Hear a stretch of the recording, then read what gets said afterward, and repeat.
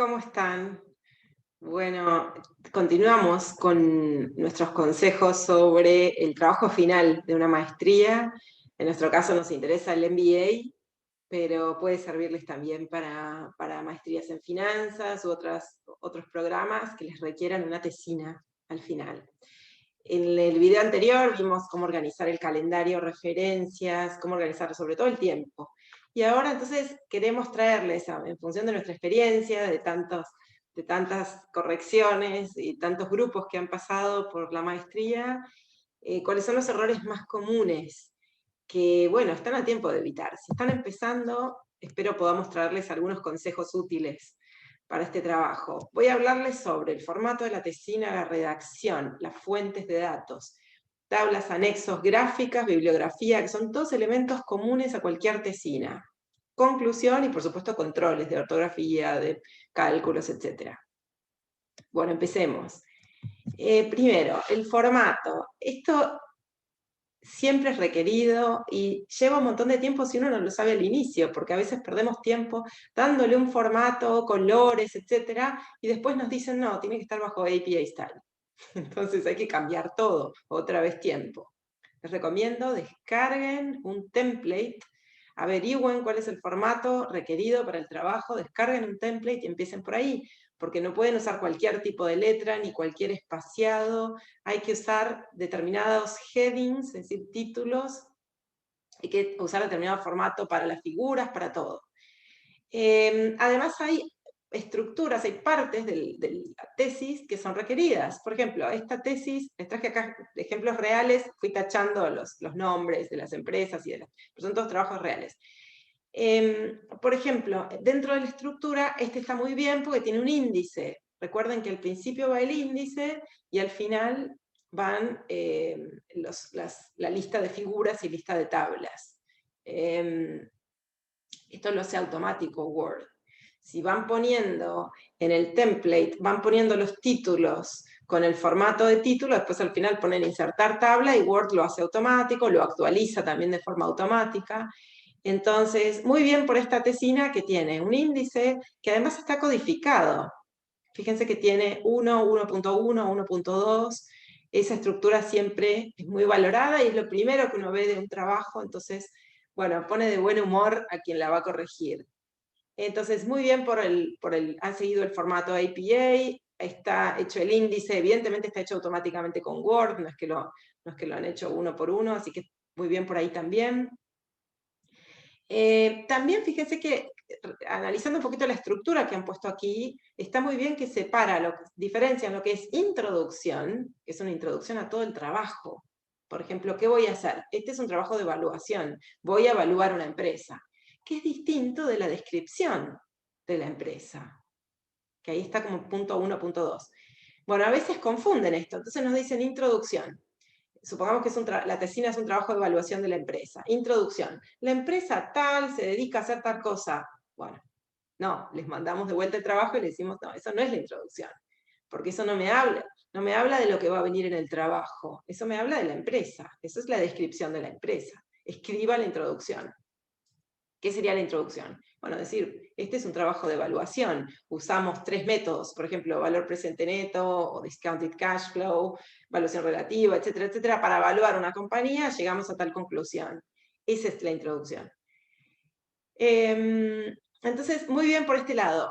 ¿Cómo podríamos incluso mejorarlo? Si este trabajo viene acompañado con una plantilla en Excel, que siga la misma estructura. Un error clásico es escribir un archivo en Word con todo el texto del trabajo y después entregar un Excel que está desconectado, no tiene nada que ver, o que está en distinto orden, o tiene distintos títulos, les ponen a las pestañas del Excel un título diferente que el que usaron aquí.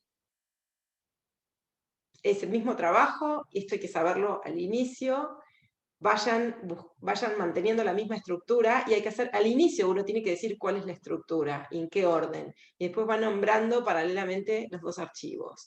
Si tienen una rúbrica en la tesina, bueno, ahí está la estructura, ahí la tienen, respeten esa rúbrica. Entonces recuerden mantener siempre coherencia entre lo que han puesto en el texto del trabajo propiamente dicho y en los archivos auxiliares. como por ejemplo la plantilla de cálculo. Ok, vamos segundo punto, formato. Bueno, acá fui tachando lo que ven tachados para que no vean el nombre de las empresas reales, trajimos trabajos reales, pero no queremos mostrar detalles. Bueno, muy bien por este trabajo, que evidentemente está con API Style, ahí veo que el formato es el requerido, así que en ese sentido se ve que han utilizado un template. Muy bien por aquí. Pueden descargar, ahí en descripción les pongo algunos templates, Word tiene templates, y lo mismo para las referencias. En Word, si ven en la parte de Manage Sources, hay una pestaña donde pueden ver distintos formatos, el formato de Harvard para citar, bueno, y pueden después ir cambiando el formato para citar. Hay que hacerlo antes de empezar. A ver, vamos con la redacción. Ya empezamos a escribir. Empezamos, por ejemplo, por la parte numérica, por la parte financiera. Bueno, generalmente uno hace esto en un Excel y después pega la figura aquí, la pueden pegar como imagen, ¿no? Ahora, aquí tenemos varias observaciones. Bueno, lo primero, hay un título, dice capítulo 6, Finanzas, Análisis Financiero, y una tabla. Bueno, esto no se los van a aceptar, no puede haber un título y una tabla. Siempre recuerden que tiene que haber un párrafo que introduzca y diga, por ejemplo, la siguiente se han proyectado los estados financieros de la empresa, este es el estado de resultados, bueno, y después la tabla. Y en el texto tienen que poner entre paréntesis, por ejemplo, tabla 1.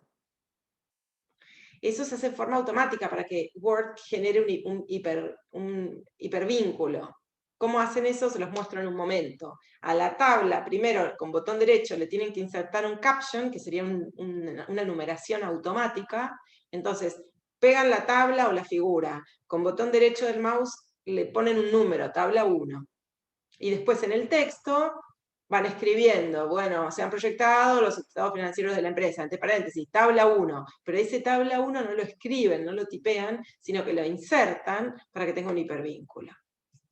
Entonces, siempre un párrafo antes de las tablas y siempre las tablas con una numeración automática. Después el índice toma esa numeración y si yo fui insertando tablas, bueno, lo renumera todo, lo hace de forma automática. Sigamos con la redacción. Bueno, un principio de todo lo que hemos escrito en ensayos, sabemos que el principio número 1 es separar las ideas en párrafos. Antes de empezar a escribir un párrafo, pienso de qué va a tratar este párrafo. Y separo las ideas en párrafos, cada párrafo una idea diferente. Entonces, por ejemplo, esta tesina súper bien separó las ideas en párrafo y usó una estructura que la pueden aprovechar. Miren, esta estructura la pueden aprovechar para cualquier trabajo donde empezaron con Excel y después tienen que escribir el texto. Supongamos que ustedes tienen que escribir el WACC. Entonces, calcularon el WACC en Excel y ahora tienen que escribir el texto sobre ese WACC. Bueno, pueden seguir esta estructura. Primero, hablar de los supuestos que usaron para la proyección. Segundo, la fórmula que usaron. Y tercero, qué conclusión llegaron. Entonces, en este caso, muy bien, la estructura que han usado nos dice cuáles son los supuestos. Por ejemplo, una estructura de 50% deuda, capital, ¿verdad? Nos van diciendo, ¿no? Nos van diciendo un costo de oportunidad de los accionistas de 14.1. Nos van diciendo los supuestos. Perfecto. Siempre recuerden que la proyección sale de supuestos y fórmula. Entonces, enumerar los supuestos que están en el Excel. Eso lo pueden hacer para cualquier parte de la proyección financiera. Cualquier parte del análisis financiero. Busco en mi Excel qué supuestos hay y explico cuáles son los supuestos. Segundo, ¿qué fórmula usé? Por ejemplo, acá es el WACC. Pueden haber puesto la fórmula del WACC, ahí no está. Pero estaba más abajo, creo, por eso le puse OK. Lo mismo si tengo el beta. Bueno, ¿cómo calculé el beta? ¿Por comparables? ¿Por regresión? ¿Qué fórmula usé? El cost of equity, ¿qué usé para el cost of equity? El Capital Asset Pricing Model, pongo la fórmula. O Family French, pongo la fórmula. Es decir, hay distintas formas de llegar a estas estimaciones. Al ser un trabajo técnico, siempre les conviene empezar con los supuestos, después poner la fórmula, o puede ser al revés también, ¿no? Fórmula, supuestos.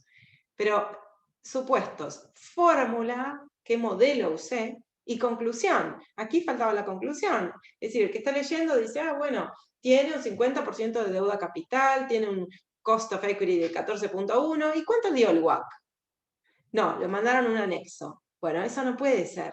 Si es información importante, esta sección se llama Weighted Average Cost of Capital, el lector espera saber cuánto era el WACC al final.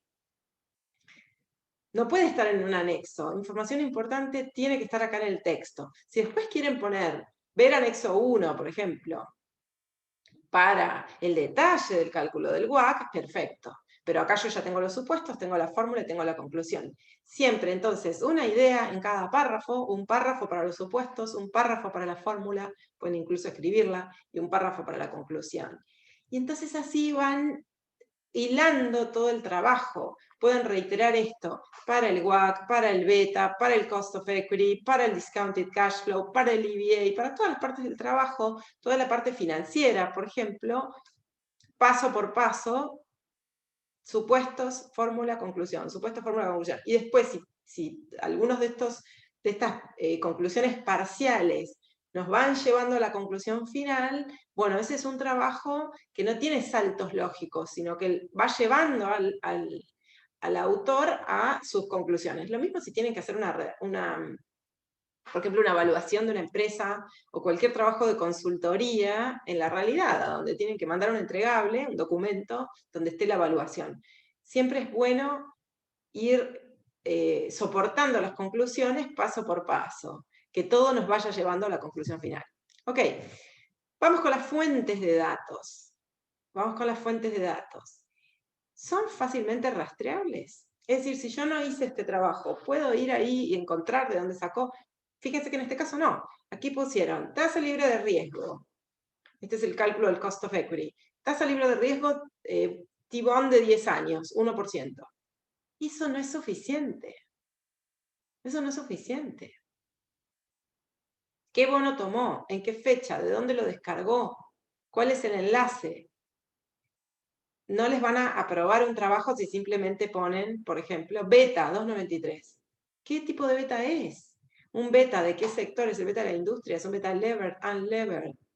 ¿De dónde lo descargaron? ¿Lo calcularon ustedes? Si lo calcularon, ¿con qué método lo calcularon? ¿Con una regresión? ¿Ok? ¿Qué datos usaron para la regresión? ¿Los últimos 3 años de datos de retornos mensuales, por ejemplo? ¿O los últimos 5 años? ¿Contra qué índice? Bueno, hay muchísima información que falta aquí. Hay campos mínimos que hay que ir ofreciendo. Si no van haciendo esto mientras escriben el trabajo, les va a llevar por lo menos una semana más buscar toda esta información, que es una pérdida de tiempo. Así que asegúrense de saber qué es lo que se requiere para cada dato. Eso, como les decía, está en el mismo Word, en APA Style, ahí les va a decir cuáles son los campos mínimos, ahora les muestro. Sigo con los datos.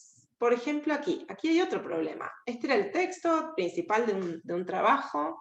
Hay una tabla, que evidentemente es una tabla que ha preparado los autores, y después hay otra tabla que no es de la autoría de quienes escribieron esta tesina, sino que es una tabla del profesor Damodaran, que todo el mundo conoce, por otra parte.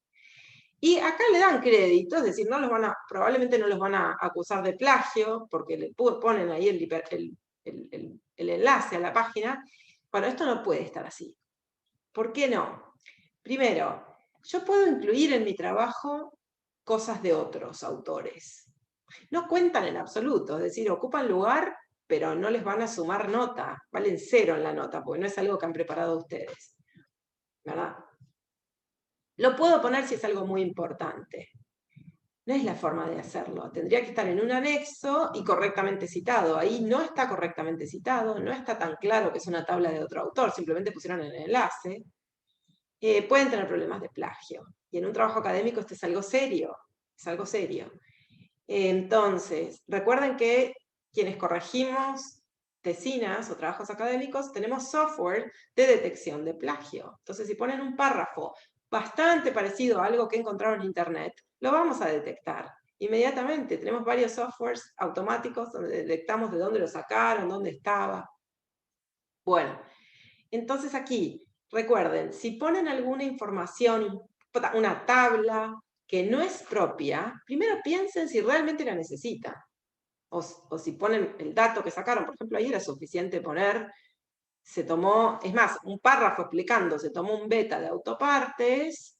¿Cuál de todos esos? Porque no usaron toda esa información que está en el recuadro. Se tomó un beta de autopartes, de, no sé, Damodaran, y entre paréntesis el año y citado abajo, con todos los campos requeridos, la fecha de descarga, el nombre de la página web, etc. Y bueno, de todo esto, de todos estos, ¿cuál usaron? Usaron, por ejemplo, el beta unlevered .97. No era necesario poner la tabla. Si consideran que sí, que es importante poner un trabajo de otro autor, poner la tabla porque el lector tiene que ver, bueno, referencien, pongan esto en un anexo y extraigan para el texto principal de esto lo que era lo más importante. Por ejemplo, estamos trabajando con un beta unlevered de .97, que lo hemos obtenido de tal autor, ver anexo. Pero asegúrense de separar trabajo propio, que es lo que cuenta para la tesina. No ocupen páginas con cosas que son de otros autores. Y trabajo de otra autoría. A veces inclusive hay que pedir autorización para usar tablas, a veces en algunos casos imágenes, por ejemplo. Así que cuidado con esto. Sigo con las fuentes de datos. Acá les venía mencionando que pueden usar estos apps gratuitos como Crossref o Mendeley. Y si no, en un mismo Word, fíjense aquí en Word que dice Manage Sources, vayan a la parte de referencias, y ahí donde dice Manage Sources, agregan todos los trabajos, y después Word simplemente se los ordena alfabéticamente, les pone las cursivas donde es requerido. Acá ven que yo seleccioné APA Style, pero están los otros estilos, aparece el de Harvard y hay otros también. Entonces van armando como una base de datos con toda la bibliografía que pueden usar para otros trabajos. Recuerden que en la bibliografía tiene que estar solamente lo que está citado arriba. Todo lo que mencionaron arriba, por ejemplo, en el texto principal, si mencionaron a Stern, Damodaran, bueno, después tiene que estar en las referencias. Y al revés también. Todo lo que está abajo en la bibliografía o en las referencias bibliográficas lo tengo que haber mencionado en algún momento en el texto. Entonces, usando esta herramienta de Word, Word nos hace un check cada vez que, ven que acá dice insertar cita, cada vez que yo inserto una cita con esto, ¿ven? Cada vez que inserto una cita, Word después pone un check de toda mi lista de bibliografía, cuáles efectivamente terminaron citadas en el trabajo y las que no, después las puedo sacar. Entonces, les recomiendo, chequeen esta herramienta de Word, ¿verdad? Y después ahí hacen update y entonces Word actualiza todo lo que está citado arriba, lo que quise incluir y lo que no, lo actualiza y me lo deja rápidamente. No tengo después que, si hago muchos cambios en la tesina, no es que después tengo que ir a ver al final cómo quedó la bibliografía, sino que se hace de forma automática. Tercero, también con esta misma parte de la bibliografía, si uso Word, voy a Manage Sources y pongo agregar una nueva, y ven acá me dice cuáles son los campos automáticos. Ven que aquí dice los que tienen una estrellita colorada. Por ejemplo, empiezo aquí arriba poniendo cuál es el tipo de documento, si hay un libro, o qué tipo de documento es. Yo tengo otro video, ahí se los voy a agregar en el playlist. Tengo otro video viejo mostrándoles bien cómo hacer esto, con más detalles si no les sale, pero es muy simple. Entonces pongo el nombre del autor, por ejemplo, el nombre de la página web. Si fuera un libro, me pide como campos obligatorios otros. Acá me dice el año, el mes del documento que está en internet. Y después abajo, cuándo accedí yo a ese documento, cuándo lo descargué. O sea que hay bastante información que completar. Y después ahí lo guarda y lo pueden usar para distintos trabajos. Bueno, más consejos sobre las tablas. Vamos a tablas, gráficas, toda esta parte. Fíjense esta tabla. Bueno, acá hay varios errores. En primer lugar, dice cuadro número 11, cálculo del costo de capital, y directamente la tabla. Como les decía, siempre un párrafo que me explique lo que viene después. Pues en segundo lugar, hay mezclados distintos idiomas, porque dice cuadro número 11, cálculo del costo de capital, y después abajo está en inglés. risk free, market return, bueno, todo lo que está en otro idioma tiene que ir en cursiva. Y cuidado de incluir en un trabajo, si es un trabajo, por ejemplo, de una consultoría, cuidado con incluir palabras que el lector no tiene por qué comprender, que las entendemos los financieros, pero que el lector no. Así que a veces es conveniente ponerlo en español y en cursiva entre paréntesis. O al revés. Pero, digamos, darle una explicación al autor. Y no están las fuentes. No están las fuentes. Bueno, pongan las fuentes de datos al pie de cada tabla. Todas las tablas tienen que tener un título y tienen que tener una nota al pie que me diga qué hay en esa tabla. En esta tabla se calculó el costo del equity con la fórmula del Capital Asset Pricing Model, ¿verdad? Y cada uno de esos datos tiene que tener una referencia y tiene que tener la fuente. ¿A qué fecha? ¿Qué tipo de dato es? Bueno. Ok. Otro sobre las tablas. Fíjense, esta tabla, acá les puse un print screen de todo el trabajo, así como está, ¿no? De toda la página. Empieza la página con la tabla. No se los van a aceptar tampoco, tiene que tener un título. No puede empezar, y el título va, siempre, si ustedes lo ponen con botón derecho, van a ver que no les puede quedar el título en una página y la tabla en la página siguiente, no va a quedar nunca así, nunca va a aparecer una tabla sin título. De modo que pongan los títulos con botón derecho y así se aseguran que tienen el formato correcto. Siempre tiene que tener un título. Bueno, más con tablas, entonces, ¿cómo hago eso? Para hacerlo bien. Con botón derecho sobre la tabla le pongo Insert Caption. ¿Ven? Ahí aparece Caption. Y me va a decir, ¿qué es esto? ¿Es una figura? ¿Es una tabla? ¿Es un exhibit? ¿Qué es? Entonces selecciono, por ejemplo, figura. Y le puedo poner un nombre, estructura de capital. Ahí mismo lo puedo editar. Le puedo poner un nombre, eso es muy bueno porque después aparece en el índice de tablas, en la lista de tablas y la lista de figuras, aparece con su nombre. Entonces, con botón derecho sobre la tabla le pongo Insert Caption. Y después, cuando estoy escribiendo el texto, digo, bueno, la estructura de capital incluye un 30% de deuda, bueno, y entre paréntesis ver figura 1, pero no escribo figura 1, no lo tipeo, sino que pongo insertar, referencia cruzada, cross-reference. Entonces me va a poner un vínculo. Ahí me va a decir, bueno, estas son todas sus figuras y yo selecciono, bueno, la figura 1, por ejemplo. Entonces el texto va a estar vinculado con el título de la tabla. Eso hace que después, si agrego tablas o figuras, se renumera todo y que el índice salga de forma automática.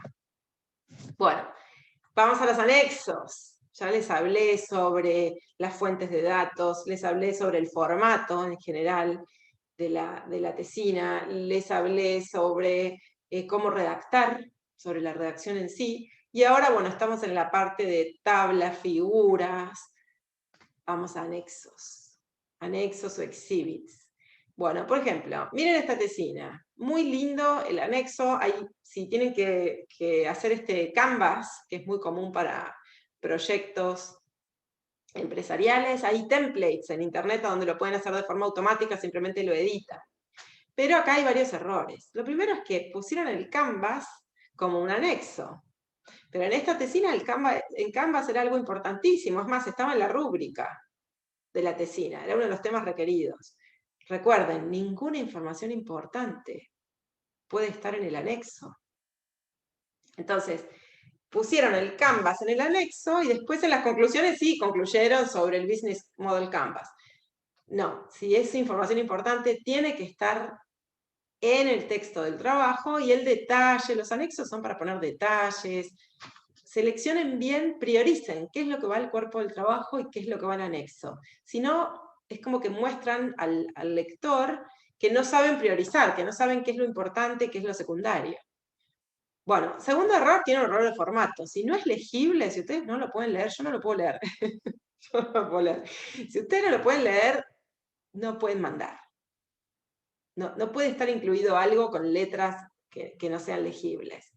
Tienen que buscar un formato que sea apropiado para el tamaño de hoja que están usando y bueno, de algún modo tiene que ser legible. Así que cuidado aquí, que información importante en los anexos nunca, siempre en el cuerpo principal. Y puedo poner un detalle en el anexo. Y además, información ilegible, jamás. Si el lector, ustedes ven que hay que hacer un esfuerzo para leerlo, quítenlo, porque les va a bajar puntos del trabajo. Otro problema con los anexos. Bueno, miren esto. Este es la misma hoja, ¿no? La misma hoja, yo hice print screen de la hoja completa. Dice herramientas, en un inicio no se cubre toda la herramienta. O sea, miren el tipo de letra, el tamaño de la letra del párrafo que está arriba y el tamaño de letra del cuadro que está abajo. Imposible leerlo. Imposible leerlo. En un cuadro como este, bueno, tienen que dedicar tiempo. Quiten los signos de dólar o los signos de quetzal, que no son necesarios. Ajusten las columnas, pero el tamaño de letra tiene que ser legible, tiene que ser más grande. Tienen que reformatear esta tabla como para que sea perfectamente legible. No puede haber tanta diferencia entre el tipo de letra de lo que hicieron arriba y lo que está abajo. Tampoco puede haber diferencia en los márgenes. Fíjense que pusieron un margen diferente para la tabla y para lo que está arriba. Bueno, esto les descuentan un montón de puntos por estos pequeños temas de formato.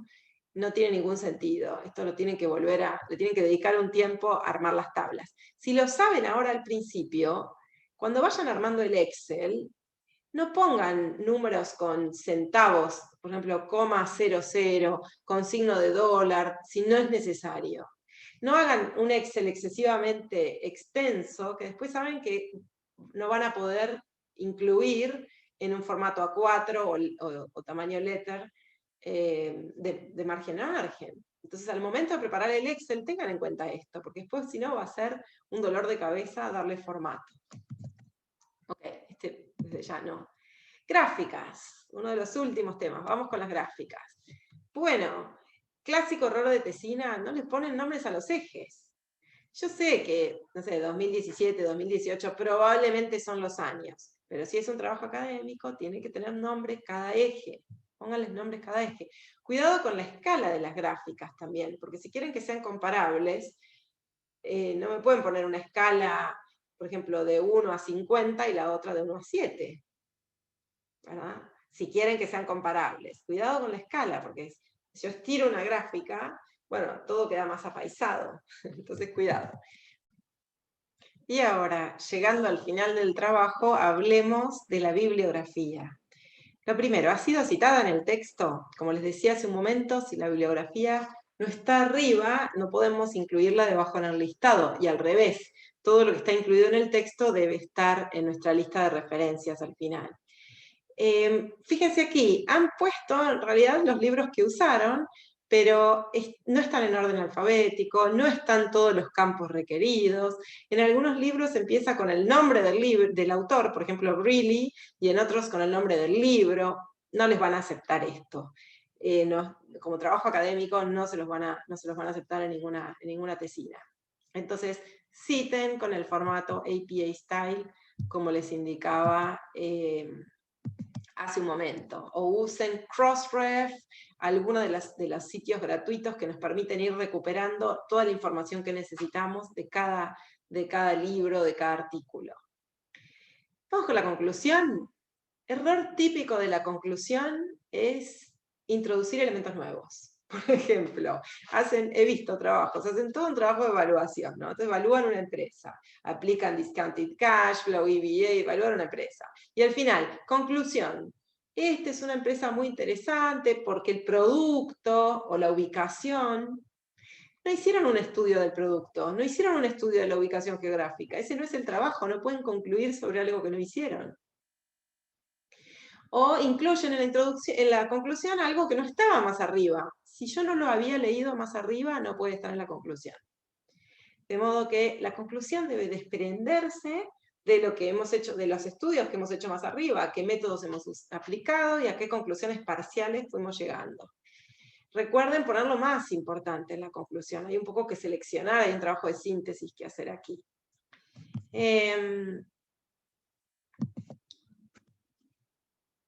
Otro error. Por ejemplo, aquí me ponen en la conclusión, como sabían que la propuesta de valor era algo importante, lo titulan propuesta de valor. Entonces, conclusión y análisis de la propuesta de valor. Pero si yo leo arriba el trabajo, cuando se analizaba la propuesta de valor era otra cosa distinta. Entonces, siempre tengan una coherencia. La conclusión no puede tratar de un ángulo, desde un ángulo diferente, o desde otra forma el mismo tema que tienen arriba. Es una, digamos, sería una forma de poner cosas nuevas o desde otro ángulo, eso tampoco. Aquí ya el subtítulo, un evaluador les va a decir eso, no puede haber un nuevo análisis en la conclusión. En la conclusión no puede decir análisis de la propuesta de valor. No puede haber un nuevo análisis aquí.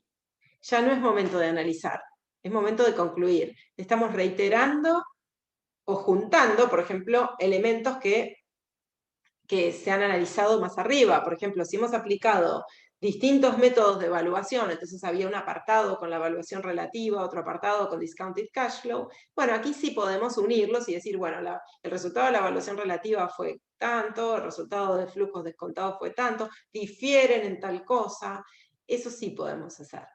Bueno, y por otra parte, fíjense, asegúrense que conceptualmente lo que ponen aquí tiene que estar perfecto, porque esta es la parte, cuando un lector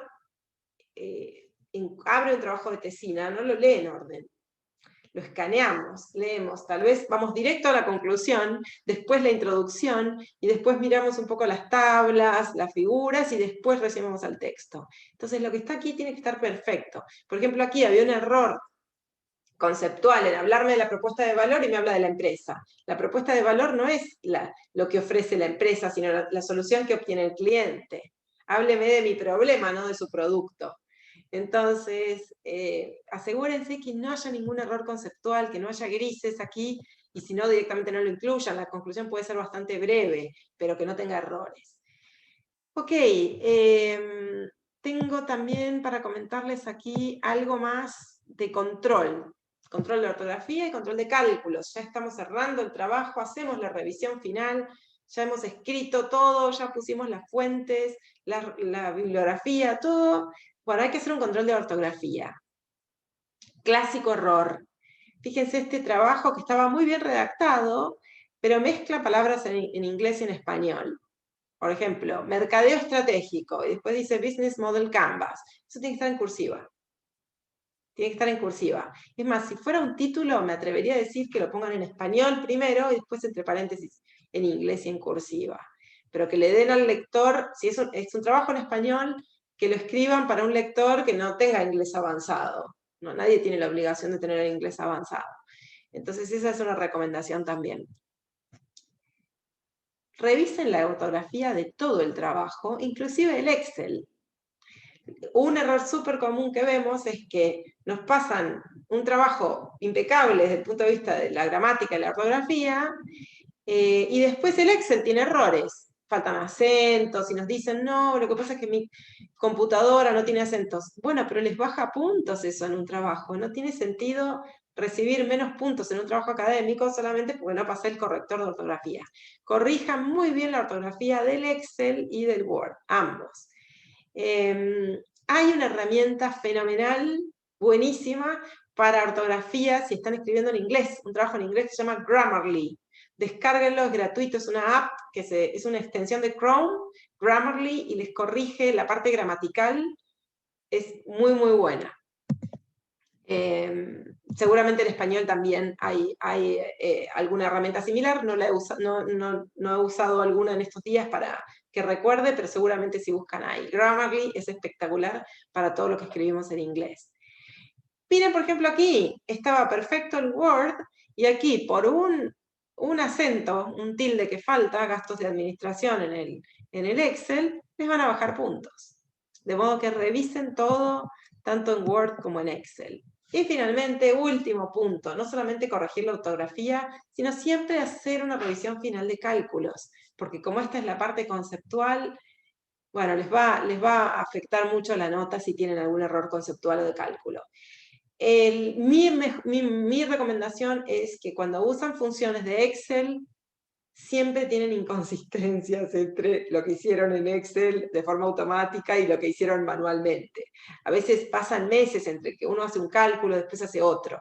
Entonces, en la revisión final de todo, comprueben, pongan muchas celdas de control. Por ejemplo, fíjense este trabajo. Hicieron bien la evaluación por EVA, por valor presente neto y tal, pero usaron la función TIR IRR, ahí abajo de todos está la función TIR, aquí abajo, seleccionando la fila 114. Pero acá hay una perpetuidad, entonces yo no puedo cortar donde se terminan los números de esa fila, en realidad no se termina la proyección. El valor presente neto solo tiene en cuenta con el factor de descuento de la perpetuidad, pero la fórmula de TIR no. Aquí habría que usar un Excel muy largo, extendiendo esa perpetuidad, ¿verdad? O usar GoalSeek para encontrar la TIR, pero esta función no sirve. Entonces siempre vean la inconsistencia entre lo que calcularon en Excel con alguna función y el resto de los resultados. Vale la pena hacer una última revisión de esto al final, porque a veces uno va haciendo cambios y no es que esté mal, sino que cambió algo y bueno, necesitaba ser actualizado. Por ejemplo, en el caso de la TIR, siempre les recomiendo revisarla al final, porque ustedes saben que si hay más de un cambio de signo, no es este el caso, pero si hay más de un cambio de signo, no existe la TIR o hay muchas TIR, por cada cambio de signo hay una nueva TIR, entonces nos sirve como criterio, ¿verdad? Entonces, a veces ustedes calculan la TIR con la función IRR o TIR en español, como en este caso, que hay un flujo negativo al principio, después todos flujos positivos, no hay problema, pero después hacen cambios arriba en el proyecto y resulta que tengo varios cambios de signo en el flujo, finalmente.